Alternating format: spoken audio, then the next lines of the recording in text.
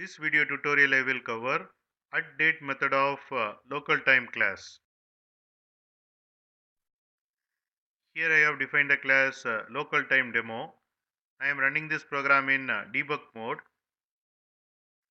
Here I have created LocalDate object.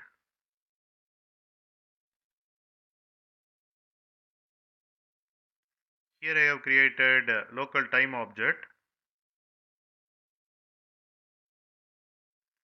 Here I am calling atDate method of LocalTime object and passing local date. This method returns local date and time.